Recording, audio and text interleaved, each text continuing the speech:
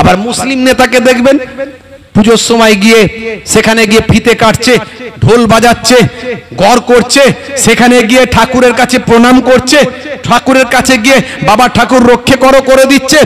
আসলে এরা কোনো ধর্মের লোক নয়, এদের ওসব কিছু মনে হয় না। এরা একটাই চিন্তা করে, ঠাকুরের কাছে গিয়ে যদি আমি একটু মাথা নত করি, কি মসজিদে গিয়ে গিয়ে আমি একটু নামাজ পড়ে নি, কি রোজার সময় গিয়ে আমি একটু ইফতার করে নি, ভোট যদি আমার ওতে হয় তো ওটাই আমি করব। নেতারা ধর্ম টর্ম মানে না, নেতারা শুধু ভোট চেনে আর গদি চেনে আর চেয়ার চেনে, পদ চেনে, ক্ষমতা চেনে। ও নেতারা যদি মনে করেন যে ধর্ম করছে, বুঝতে পারবেন ওরা নাটক করছে। আর আমরা মনে মনে করছি ও দাদা আমার ঠিক আছে, দাদা দিদি আমার ঠিক আছে। কথা ঠিক না ভুল? আসলে সব ভোটের খেলা বাপ। যত 26 সাল এগিয়ে আসবে, এই ভোট আসছে না সামনে, আসলে সব ভোটের রাজনীতি, সব কেরামতি ভোট বাবার। সব কেরামতি কার? ভোট বাবার। কি করলে ভোট পাওয়া যাবে? মানুষ মারলে যদি ভোট পাওয়া যায়, মানুষ মেরে দাও। হ্যাঁ ভাই আমার, রাস্তায় যদি অবরোধ করলে ভোট পাওয়া যায়, অবরোধ করে দাও। হ্যাঁ, তারপরে যদি এই পার্টির লোক ওই পার্টির লোককে মারলে যদি ভোট পাওয়া যায়, তাই করে দাও। তারপরে যদি মাদ্রাসা ভেঙে দিলে ভোট পাওয়া যায়, মাদ্রাসা ভেঙে দাও। হ্যাঁ, দেখছেন না এখানকারের কেউ মন্দিরে গিয়ে আঘাত করে দিচ্ছে, কেউ মাদ্রাসায় গিয়ে আঘাত করে দিচ্ছে। গরুর গোশত নিয়ে গিয়ে বলছে মন্দিরে ফেলে দাও, আর শুকরের গোশত নিয়ে গিয়ে মসজিদে ফেলে দাও। দেখবে সকালবেলা ডিসুম ঢাসাম চলবে। ভোট কাকে বলে? দারুণ ভোট পাওয়া যাবে। হচ্ছে না, হয়নি? হ্যাঁ, মাঝে মাঝে দেখবেন চলছে এগুলো। মিডিয়া খুলে দেখতে হবে, পাবেন, খোঁজ খবর নেবেন। সামনে বিধানসভা ভোট, অনেক কিছু চলবে। ধর্ম টর্ম ওরা মানে না, নেতারা ধর্ম টর্ম মানে না। নেতারা শুধু ভোট চেনে আর গদি চেনে আর চেয়ার চেনে, পদ চেনে, ক্ষমতা চেনে। ও নেতারা যদি মনে করেন যে ধর্ম করছে, বুঝতে পারবেন ওরা নাটক করছে। ওরা ধর্ম করে না। আজ দেখবেন গোল টুপি জুব্বা পরে, সাদা পাঞ্জাবি পরে, একবারে ভাই আমার সুফি দরবেশ হয়ে দেখবেন ওরা নামাজও পড়ে নিচ্ছে, আবার রোজার সময় ইফতারিতেও চলে যাচ্ছে। সেখানে গিয়ে একবারে যেন মনে হচ্ছে বিরাট বড় রোজাদার রে বাবু, কোথা থেকে এলো, আকাশ থেকে নাজিল হলো নাকি? হ্যাঁ, দেখবেন। আবার মুসলিম নেতাকে দেখবেন পুজোর সময় গিয়ে সেখানে গিয়ে ফিতে কাটছে, ঢোল বাজাচ্ছে, গড় করছে, সেখানে গিয়ে ঠাকুরের কাছে প্রণাম করছে, ঠাকুরের কাছে গিয়ে বাবা ঠাকুর রক্ষে করো করে দিচ্ছে। আসলে এরা কোনো ধর্মের লোক নয়, এদের ওসব কিছু মনে হয় না। এরা একটাই চিন্তা করে, ঠাকুরের কাছে গিয়ে যদি আমি একটু মাথা নত করি, কি মসজিদে গিয়ে গিয়ে আমি একটু নামাজ পড়ে নি, কি রোজার সময় গিয়ে আমি একটু ইফতার করে নি, ভোট যদি আমার ওতে হয় তো ওটাই আমি করব। বুঝতে পারছেন? আর আমরা মনে মনে করছি ও দাদা আমার ঠিক আছে, দাদা দিদি আমার ঠিক আছে। কথা ঠিক না ভুল? আসলে সব ভোটের খেলা বাপ। এই 26 সাল আসছে, দেখবেন কত কি হবে। খালি আমাদেরকে ঠিক থাকতে হবে। আমরা মাথা গরম করলেই বিপদ। ওরা মাথা গরম করানোর চেষ্টা করবে আমাদের। ওরা চাইবে মাথা গরম হোক, কিন্তু আমাদের মাথা গরম করলে আপনি কার বিরুদ্ধে মাথা গরম করবেন? আপনি কার সঙ্গে মারামারি করবেন? যার সঙ্গে আপনার দুবেলা দেখা হয়, উঠতে বসতে চলতে ফিরতে, যার সঙ্গে আপনার দেখা হয়, বাজারে গেলে দেখা হবে, তাকে আপনি আজকে মারবেন, একদিন তার সঙ্গে আপনার বন্ধুত্ব হবে, আবার কথা হবে। সেদিন আপনি নিজেকে ক্ষমা করতে পারবেন তো? আপনার মনে হবে না, ইস আমি কেন সেদিন এই ভাইয়ের গায়ে হাত তুলেছিলাম? মনে হবে না?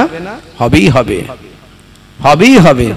আর এই ভারতবর্ষের মাটি, এই বাংলার মাটি, হিন্দু মুসলমান আমরা হাজার হাজার বছর ধরে একে অপরের সঙ্গে মিলেমিশে বাস করি।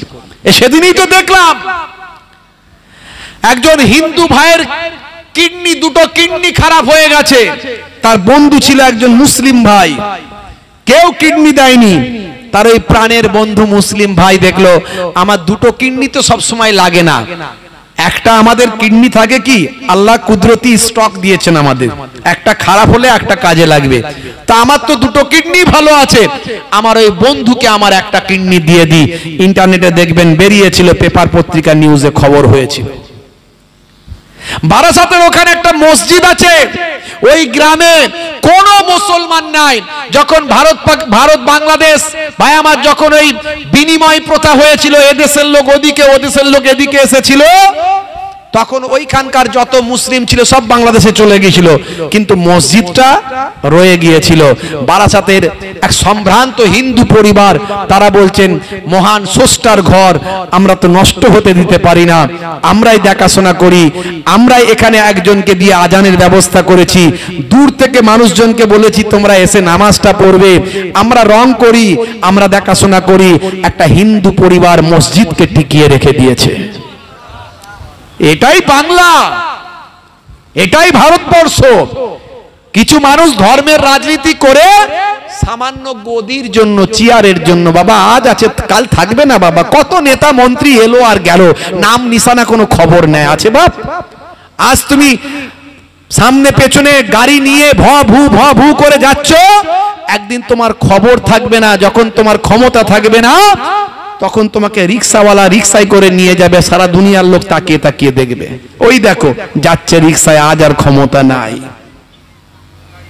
একমাত্র মহান স্রষ্টা প্রদত্ত ক্ষমতা অর্জন করো সারা জীবন। মৃত্যুর পরেও খাজা গরিব নওয়াজ তিনি কবরে পড়ে আছেন। পৃথিবীর বিখ্যাত বিখ্যাত ব্যক্তিরা, নেতা মন্ত্রী লিডার জমিদার ভাই আমার, কত বিদেশি ব্যক্তি, হিন্দু মুসলমান সবাই খাজা গরিব নওয়াজের দরবারে যায়। সেখানে গিয়ে খাজা গরিব নওয়াজের দরবারে ওসিলা দিয়ে মহান স্রষ্টার কাছে প্রার্থনা করে। মুজাদ্দিদুজ্জামান দাদা হুজুর পীর কেবলা রহমাতুল্লাহ আলাইহি তিনি দুনিয়া ছেড়ে বিদায় নিয়েছেন, আজও তার সম্মান কমেনি। সারা ভারতবর্ষ সারা পৃথিবী থেকে মানুষ আসে দাদা হুজুরের দরবারে, এসে তার রওজাকে দর্শন করে, তাকে সম্মান প্রদর্শন করে তারা চলে যায়। আজও তারা মরেও সম্মানিত। জোরে বলুন সুবহানাল্লাহ। এই ক্ষমতা হলো চিরস্থায়ী, আর দুদিনের ক্ষমতা কোনো দাম নাই বাপ। তাই ক্ষমতা দুদিন পেয়েছেন, ভালো কাজে লাগান। কথা ঠিক না ভুল?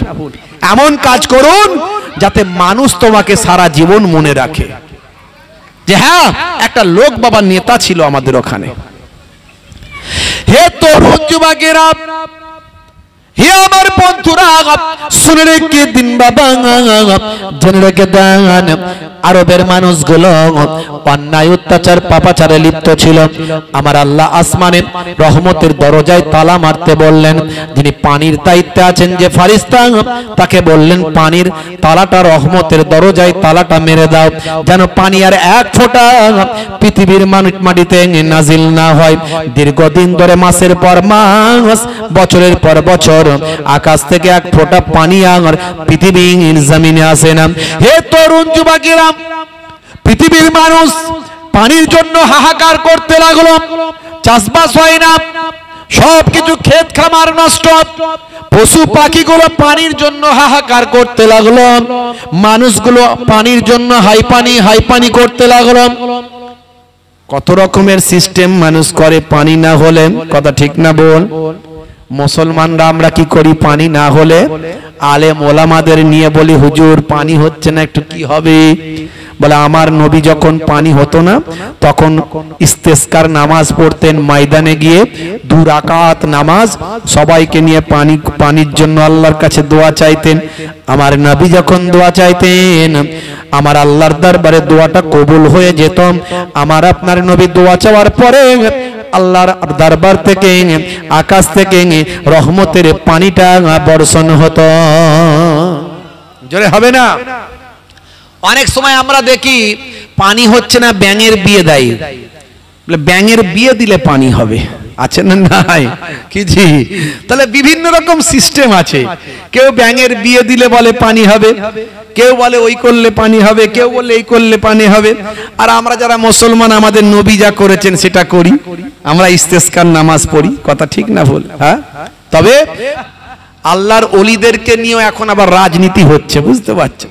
দেখেন না, একটা কে মেয়ে একটা বেরিয়েছে, একটা মহিলা, সে বলছে আজমি শরীফের নাম নাকি বদলে দাও। শুনেছেন তো নাকি? হ্যাঁ, ও আজমি শরীফের নাম নাকি বদলাতে চায়।